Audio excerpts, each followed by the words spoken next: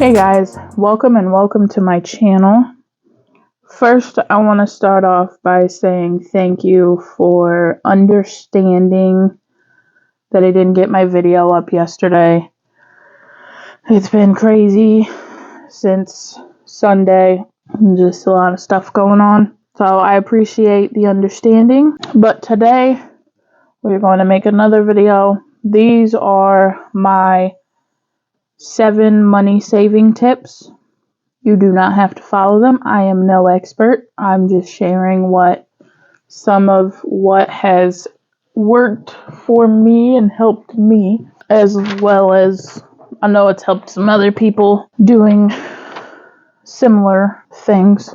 So I wrote it all out like I did on the last video, just so y'all didn't have to see me trying to write these out.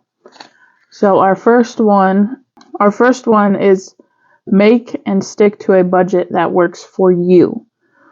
Do not make a budget based off what you see other people doing, because they don't make, even if they make the same as you, they don't have the same bills. Everybody has different things that they need to focus on, want to focus on. So make sure you're doing your budget to fit you and your lifestyle. And number 2 is make a meal plan. So, it doesn't have to be specific or a certain amount of protein or this, not that kind of meal plan, but just kind of plan out, hey, we're going to do hamburger this night or chicken this night or this that night, so that you can make a specific grocery list and then make sure you stick to that list when you go to the store. I know it's hard to do sometimes. You just see something and you just be like, oh, we're just going to put that in there. That's what throws you off track, and you end up spending more than you meant to, and then it throws your budget all out of whack. As much as you can, try to make a meal plan and stick to your grocery list when you go to the store. Number 3 is kind of related to number 2. Limit your access to your credit cards. So if you're at the store and you only brought $50 and then you see something that you've been wanting but you haven't saved for it and it's $100, now you're going to charge it, and then you went way over budget, and now you've created more debt, and it can just snowball into more and more and more. Trust me, I've been there. I've done it. That's why I'm trying to dig myself out of. Before I found budgeting and all the envelopes and stuff, I dug myself into a pretty decent debt. If y'all haven't seen my debt confession videos, there's 4 of them on here. I actually need to do an updated one. And I had about $37,000 in debt, I think. So it's definitely, and it can get out of control quickly, and you don't even realize how far you've gone or how much you've charged and stuff. Number 4 is set up auto transfer.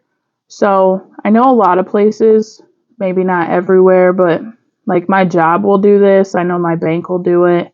So you set a certain amount. So say you get paid weekly and your check is $700. You set it up to where every week when you get paid, they put 100 of that 7 into a savings account instantly. So and that goes back to making your budget, because then you'll have to budget and you'll know how much you can afford to set aside after bills and everything else that you have to do, and unknowingly will create a pretty decent savings. And number 5 is to get yourself some sort of coin jar, because every penny adds up. You don't have to go, God, this thing's heavy. You do not have to go out and get the ones with the counter lid if you don't want to or you can't afford to.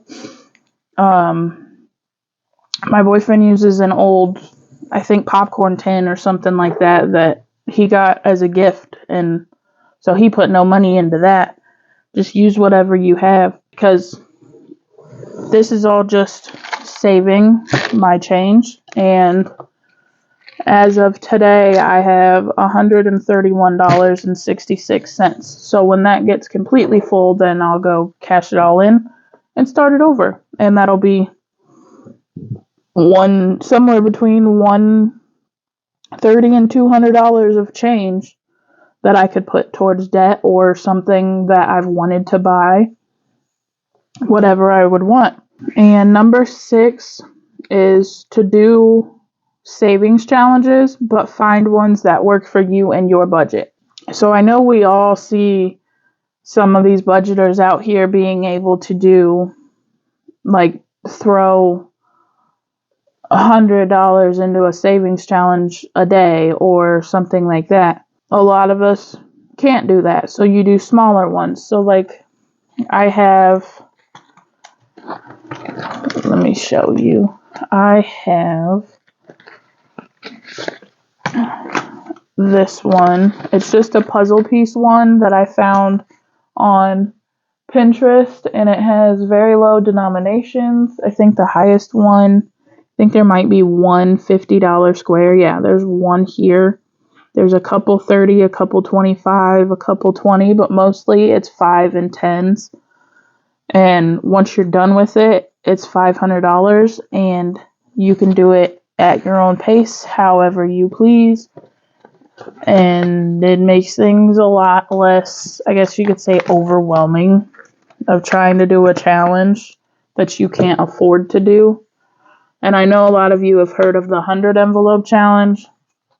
You can do, I know they have a 50 envelope. Well, I have the 20 from Baddies and Budgets.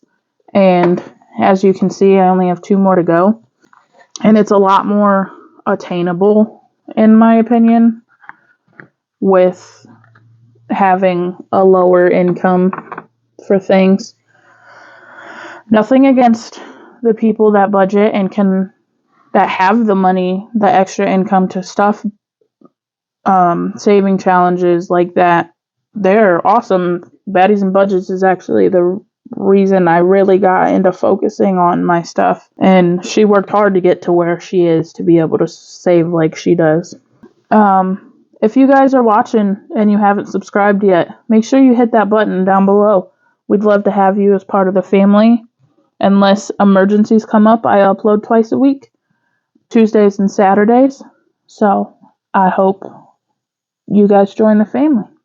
My next savings tip, well, the last one actually, is to use separate bank accounts. So don't keep everything where it's so easily accessible. And if you can keep it to where it's not so easy to just transfer money right out of your savings account, you're less likely to use it. And so what I do sometimes is I have an account for my bills, and then I have an account that's got a checkings and a savings to it. And I keep my checking account and my bill account at a whole number. So say my checking account is $20, or sometimes I'll put dollars in too, but say it's $20.94. I will take that 94 cents and transfer it to my savings and leave it there. So then, because I know I don't need it either, like this is after bills and everything are paid, and so it goes into my savings. And I started doing that a couple weeks ago, and I think I have $20 already saved up just moving change over. And you don't even realize how much you actually will add up. And sometimes you can round it to like the nearest 5 or 10 or just whole dollar, however works for you again. Because again, this is about you, your budget, your money, your life. Do what's best for you, not what everybody else is doing. If you enjoyed this video and haven't already, make sure you do hit that subscribe button. If you already are subscribed, make sure you have that bell turned on so you know when I upload. Comment down below, hit that like button, share it with your friends and your family, and I hope you all have a wonderful Thanksgiving tomorrow, and I will see you guys next time. Bye.